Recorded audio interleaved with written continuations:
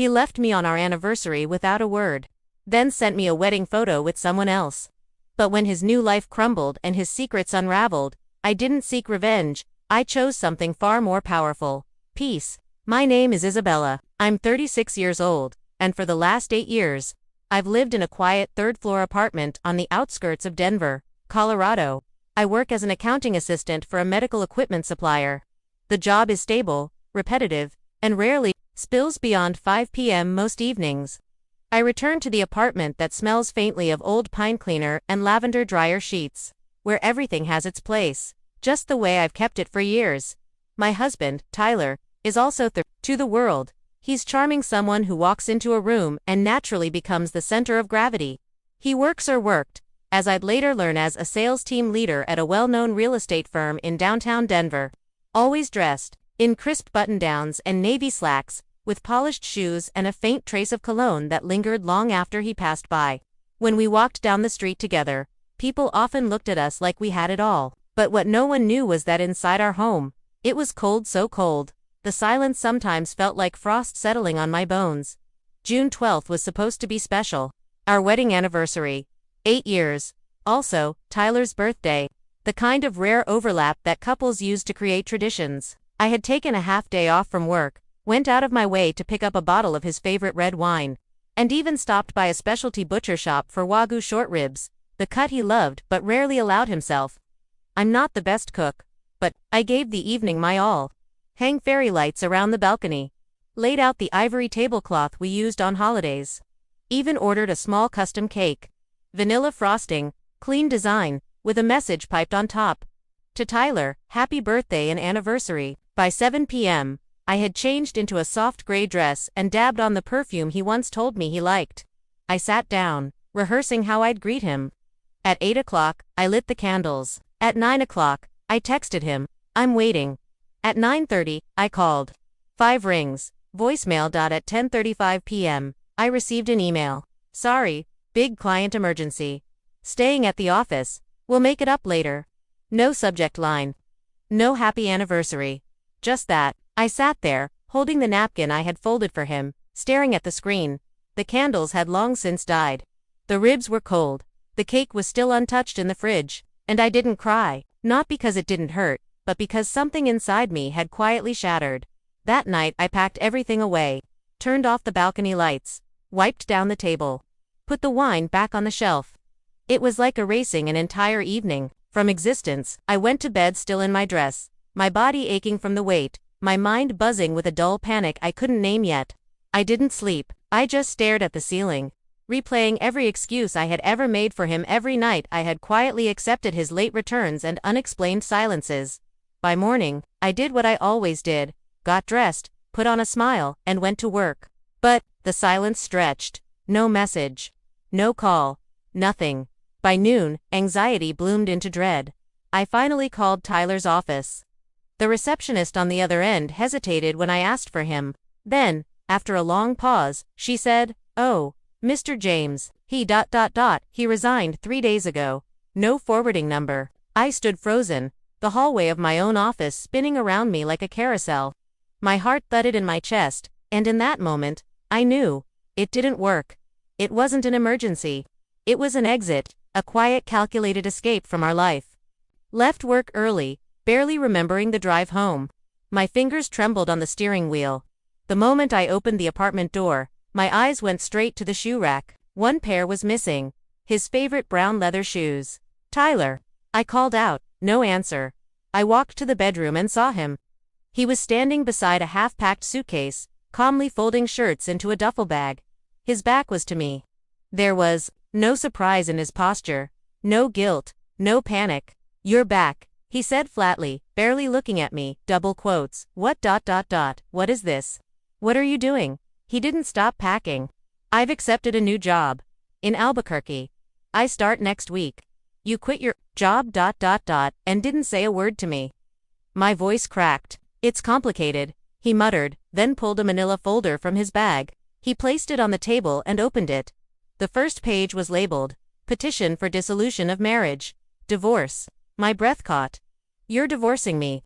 He looked at me then, cool, detached. You're not the wife I need anymore. Excuse me, you always put work first. You've stopped caring about the house. You only cook on weekends. You're distracted. Tyler, I said, my voice shaking. I work. I help pay half the rent. I still tried. Don't bring up petty things, he snapped. Real wives don't need reminders. It was like a punch to the chest. I felt air leave my lungs. And what are you then? I asked quietly. A real husband. Who doesn't come home, who lies and leaves like a stranger. He zipped the suitcase, hoisted it over his shoulder. I've made my decision. Don't get in my way. He walked past me, brushing my arm like I wasn't even there. The door shut, firm, final. I sank to the floor, divorce papers still in hand. My legs folded beneath me. My whole body felt like it was caving in on itself. He was gone, just like that, and I didn't even know who I was anymore. 2 days later, the building management office called. Mrs. Isabella. We just received a request to transfer the lease. The leaseholder has requested termination. What? I asked, tightening my grip on the phone. Mr. James left a note. I no longer live there. The person staying behind will clear out by the end of the month. No discussion, no message. Just a declaration. That night, I stood in the middle of our apartment, the place that once felt like a sanctuary, now warped into a shell. The walls were still the same, the couch, the table, even the photo frames, but everything had changed. I began rummaging through drawers, filing cabinets, and the storage bin under the bed. I needed answers, clarity, something. That's when I found the receipts. Tyler had always insisted on being in control, but I had bought most of what was in our apartment. My name was on the invoice for the fridge, the microwave, the couch, even the mattress. The only things he had taken were his clothes and a few gadgets. He had left like a stranger. But that coldness, that vacuum was exactly what made something inside me snap awake. For 3 days, the divorce papers sat on the table like a wound that hadn't yet bled. I circled them, passed by them, stared until the words blurred. I kept hoping something would change. A call, a letter, a reason. But silence makes its truth known. Loud and clear. On Saturday morning, I received a message. On Facebook, an invite from a group I'd long forgotten. East Hill High, class of 2005. A reunion, set at a trendy craft brewery in downtown Denver. RSVP deadline. That night, I had paid for it weeks ago, imagining a different life. Back then, I pictured Tyler beside me, laughing with old friends. A stable couple among the chaos of breakups and bad marriages. Now it was just me. I almost didn't go. But then I looked at myself in the mirror, pale, drawn, but still intact, still standing. I pulled on a simple black dress, a splash of wine-colored lipstick, and hair in a loose knot, not for anyone else. Just to remember that I still had shape and voice and worth. The brewery was buzzing. Laughing voices, clinking glasses, decades-old stories retold with fresh exaggerations. I almost turned back. Isabella. A familiar voice. I turned. Nathan. Tall. Light stubble. That same steady look he had in high school, but softer now, maturer. I almost didn't recognize you, he said, handing me a drink. Still the last to show up, huh? We took a seat at a small table in the corner, and the noise faded around us like a curtain pulling back. He told me about his divorce. About his 6-year-old daughter who loved dinosaurs. There was no bitterness in his voice, just tired honesty. What about you? He asked, eyes kind. Getting divorced, I replied. No pity. He gave a slow nod, then changed the subject. And for the first time in weeks, I felt the smallest breath of relief. Sunday morning came with a soft drizzle tapping the windows. I made coffee like usual, wrapped my hands around the warm mug, and stared at the city rising beyond the fog. Then, my phone rang. Tyler. I hadn't heard from him since he walked out. My stomach tightened. Against my better judgment, I answered. I've informed the leasing office. You'll need to move by the end of the month, he said, voice clipped. I exhaled slowly. You don't think you should have asked if I had anywhere to go? You're an adult. Figure it out. I set my mug down gently. Good, I'll sign the papers. But don't call me again. There was silence, as if he didn't expect the calm in my voice. I hung up. No hesitation. The pen felt heavier than it should have. But when I signed my name on the dotted line, my hand was steady. No tremble. No regret. 1 week later, just as I began boxing up our apartment, I received an email from Tyler. Subject: proof. I opened it, and the first thing that loaded was a photo. A wedding certificate. Groom: Tyler Robert James. Bride: Marissa Ellis Whitmore. Date of registration: one day after our divorce was finalized. County Bernalillo, New Mexico. Before I could process it, my phone buzzed. Tyler, again. I answered without a word. You saw it, right? His voice was disturbingly triumphant. I got remarried. Life's never been better. Still, I said nothing. Her name's Marissa. 36 like you. But she's mature, gentle, so beautiful you'd be jealous. I leaned back in my chair, watching rain slide down the balcony glass. She's the only daughter of the Whitmore Real Estate family in Santa Fe. Her parents bought us a house near Southern Hills, and guess what? I'm now executive vice president at her company. So that's why he needed the divorce finalized fast. So this was your plan all along, I said, barely disguising my disgust. Not entirely. I just couldn't keep living with a woman who always put work first and neglected her role as a wife. A hollow laugh escaped my lips. And your new wife, she doesn't work. She chose to focus on the home. And he paused for dramatic effect. We're expecting a baby girl. She's 3 months pregnant. Each word he said should have stung. But all I felt was an eerie detachment. A vacuum of care. Then something clicked. Marissa Whitmore. I repeated slowly. The name wasn't unfamiliar. After the call ended, I opened Facebook and searched. Her profile came up immediately. A carefully curated photo of a radiant woman with perfect skin, flowing blonde hair, and icy blue eyes. But I knew those eyes. I clicked deeper. The 10th photo in her feed hit me like a slap. A wedding portrait, taken from the side. And I knew crooked teeth, that familiar downward gaze. Marissa Ellis. From high school. Back then, she was gangly, pale, hair in frizzy waves, allergic to makeup, barely spoke. Used to sit in the back row and eat lunch alone. I called Lana, my best friend from those years. Do you remember Marissa Ellis? Lana laughed. Oh my God, yes, I still have our senior year photo somewhere. Why? She married Tyler, my ex-husband. Silence, then a sharp inhale. No way, wait, I'm sending you a picture from the yearbook. Hold on, the photo came through. There she wasn't recognizable from the woman online. But unmistakably the same person. After high school, she went to New York. Did full reconstructive surgeries, chin, jaw, nose, everything. Even changed her eye shape with that new surgical procedure. She always wanted to erase herself. And she succeeded, I whispered. She opened an art gallery in New Mexico. Rumor was that she had a thing with a married architect. Then suddenly, she comes back and marries a rich man. That night, I couldn't sleep. I sat in my living room, staring at the wedding photo Tyler had sent. Everything about it was polished, but behind the makeup, the white dress, and the smiles were layers of strategy, ambition, and lies. Sunday morning came with a soft drizzle tapping the windows. I made coffee like usual, wrapped my hands around the warm mug, and stared at the city rising beyond the fog. Then, my phone rang. Tyler. I hadn't heard from him since he walked out. My stomach tightened. Against my better judgment, I answered. I've informed the leasing office. You'll need to move by the end of the month, he said, voice clipped. I exhaled slowly. You don't think you should have asked if I had anywhere to go? You're an adult. Figure it out. I set my mug down gently.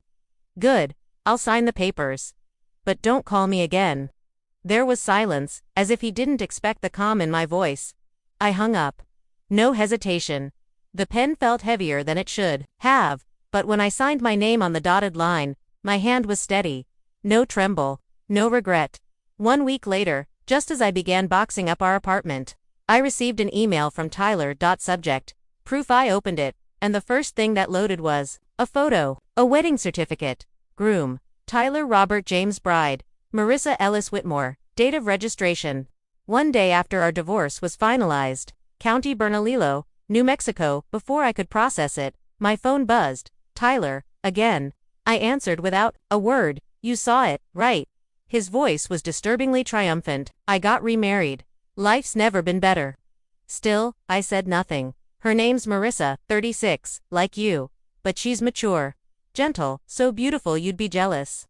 I leaned back in my chair, watching rain slide down the balcony glass. She's the only daughter of the Whitmore real estate family in Santa Fe. Her parents bought us a house near Southern Hills. And guess what?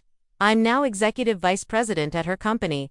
So that's why he needed the divorce finalized fast. So this was your plan all along? I said, barely disguising my disgust.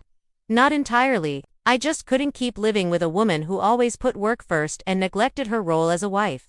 A hollow laugh escaped my lips. And your new wife, she doesn't work. She chose to focus on the home. And he paused for dramatic effect. We're expecting a baby girl. She's 3 months pregnant. Each word he said should have stung. But all I felt was an eerie detachment. A vacuum of care. Then something clicked. Marissa Whitmore. I repeated slowly. The name wasn't unfamiliar. After the call ended, I opened Facebook and searched. Her profile came up immediately. A carefully curated photo of a radiant woman with perfect skin, flowing blonde hair, and icy blue eyes. But I knew those eyes. I clicked deeper. The 10th photo in her feed hit me like a slap. A wedding portrait, taken from the side. And I knew crooked teeth, that familiar downward gaze. Marissa Ellis. From high school. Back then, she was gangly, pale, hair in frizzy waves, allergic to makeup, barely spoke, used to sit in the back row and eat lunch alone. I called Lana, my best friend from those years. Do you remember Marissa Ellis? Lana laughed. Oh my God, yes, I still have our senior year photos somewhere. Why? She married Tyler, my ex-husband. Silence, then a sharp inhale. No way, wait, I'm sending you a picture from the yearbook. Hold on, the photo came through. There she wasn't recognizable from the woman online. But unmistakably the same person. After high school, she went to New York. Did full reconstructive surgeries, chin, jaw, nose, everything. Even changed her eye shape with that new surgical procedure. She always wanted to erase herself. And she succeeded, I whispered. She opened an art gallery in New Mexico. The rumor was she had a thing with a married architect. Then suddenly, she comes back and marries a rich man. That night, I couldn't sleep. I sat in my living room, staring at the wedding photo Tyler had sent. Everything about it was polished, but behind the makeup, the white dress, and the smiles were layers of strategy, ambition, and lies. It had been over a year since I last heard Tyler's voice, and by then, it no longer echoed in my mind. My days had found a rhythm. In the garden, afternoons at the office, evenings, lost in the gentle scratch of a charcoal pencil across canvas, Nathan and I still saw each other, quietly and consistently. But we were more like parallel lines. Close, never clashing. Always moving forward. One overcast morning, a letter arrived in the mail with no return address. I recognized the handwriting. Instantly Maurice's, neat, slightly angled letters. I debated opening it. I'd moved on. Or at least I thought I had. But curiosity isn't a door you can keep shut forever. I sliced it open and unfolded a single page. Isabella, you don't know me? Not really, but I know you. Tyler spoke about you rarely, but always with a hint of tension. I want to apologize. Not for being with him. Not for the baby. But for the silence. He lied to both of us.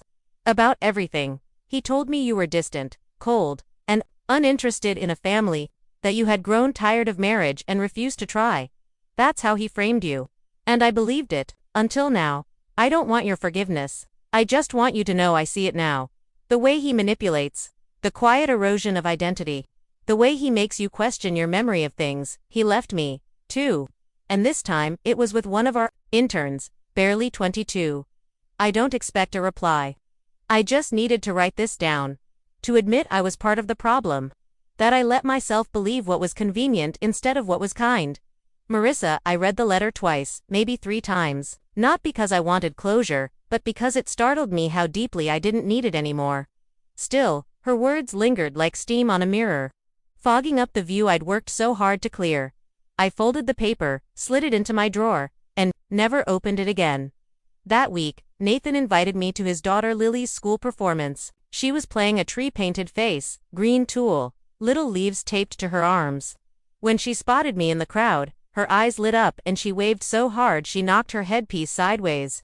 It was the first time I realized how deeply I had become part of someone else's normal. Later, Nathan and I walked through a farmer's market. We talked about nothing, peach cobbler recipes, overwatered succulents, someone's runaway cat. but his hand brushed mine and didn't move away. "Do you ever think about starting over?" he asked, not looking at me. "All the time," I replied, "but not in the way people usually mean it." "How do you mean it?" "Not pretending the past didn't happen. Just ... not letting it define everything after." He nodded. "Yeah, that sounds about right." What neither of us said was that starting over doesn't mean wiping the slate clean. It means writing over it, one page at a time, until the old words no longer bleed through.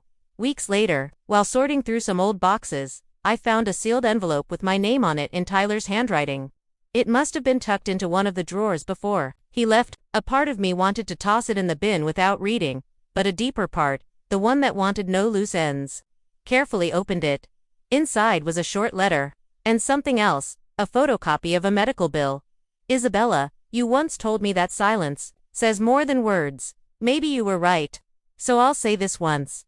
I wasn't always faithful. Not just with Marissa, but before her too. You probably knew. I'm not proud. 3 years ago, I had a health scare. A lump. The biopsy was benign. I told no one. Not even you. I don't know why I'm sending this. Maybe guilt. Maybe I just need someone to know I wasn't invincible. Whatever you think of me now, I hope at least part of you is free." Tyler. I stared at the letter, numb. Not because of his confession, but because it confirmed something I'd always felt. Tyler lived in a prison of denial, and I had been its silent warden for years. I placed the letter back in the envelope, walked to the kitchen, and burned it over the sink. Ashes don't talk. Later that night, Nathan showed up with a bottle of wine and 2 containers of Thai curry. We sat cross-legged on the living room floor, laughing about the absurdities of our week. "I found a bat in the attic of the listing I'm showing," he said, shuddering. "Flew out like a horror movie." I screamed louder than Lily does during thunderstorms. We both cracked up. When the laughter faded, he looked at me. His expression softened. "You're different lately," he said. "Different how?" "Lighter. Like you're not carrying someone else's shadow anymore." I didn't answer. I didn't need to, because he was right. A few months into the quiet steadiness that had become my life, a storm rolled in quiet, cold, and carrying old ghosts with it. Nathan and I had begun taking Lily on weekend outings.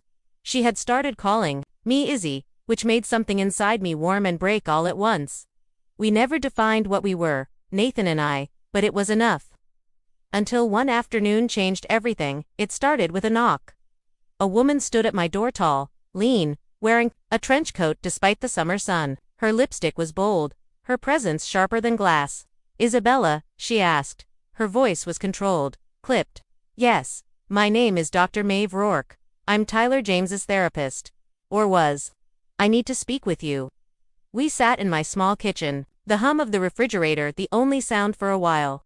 "I know this is unusual," she began, folding her hands tightly.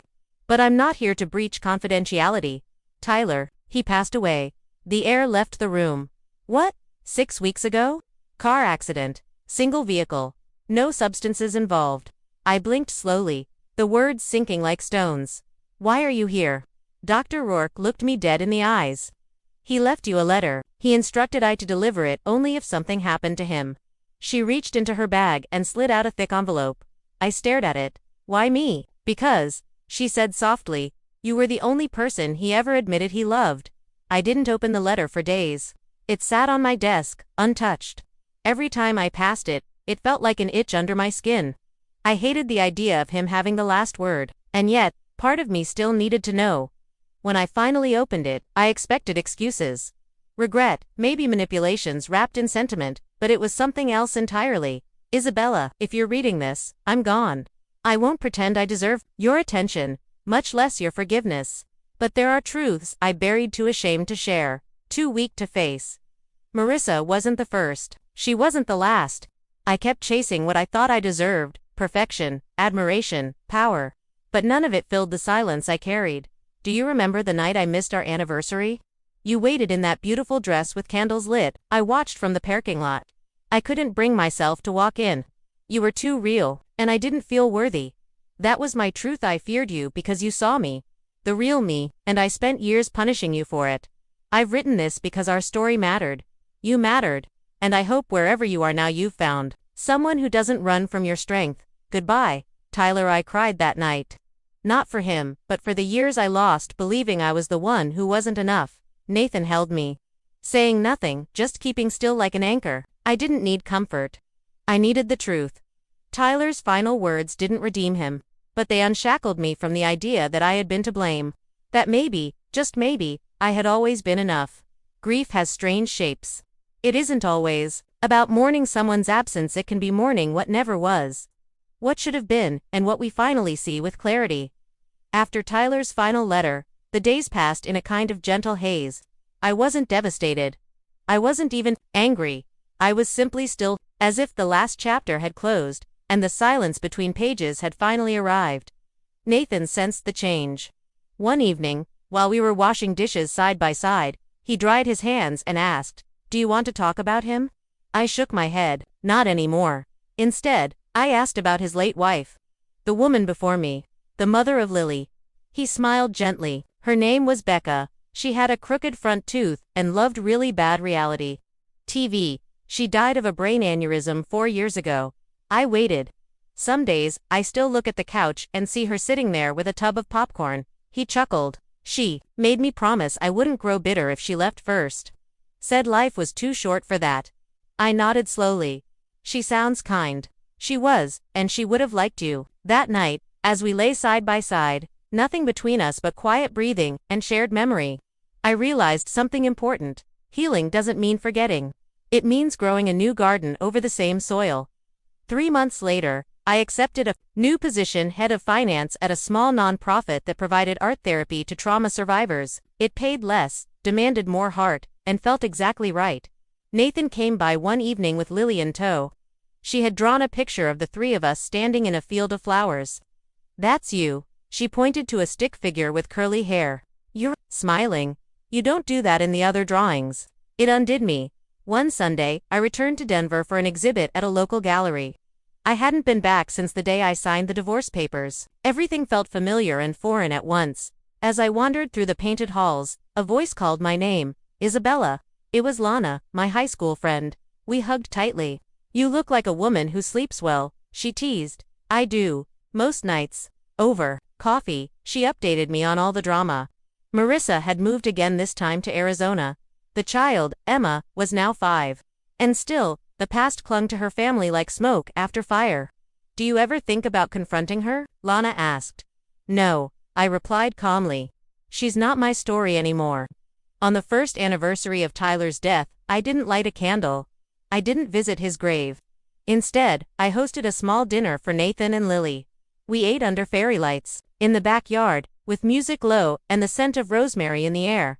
After Lily fell asleep on the couch, Nathan brought out a small box. I wasn't sure when the right time was, he said, opening the lid to reveal a delicate ring. "Simple, elegant. I'm not asking you for vows or forever. Just ... today. And maybe the day after." Tears welled in my eyes, not from surprise, but from peace. "Yes," I whispered. "I can do today." People often ask if stories like mine end with justice. But what is justice? A failed marriage, a tragic ending, a child left with questions? No. Justice isn't always loud. Sometimes it's quiet, a steady heartbeat after chaos, a smile in the mirror without apology. I still keep Tyler's letter in a locked drawer, not out of sentiment, but as a reminder of who I used to be and how far I've come. Because I am no longer the woman who waits by the window. I am the woman who opens doors for herself, for love, for truth. And that, finally, is enough.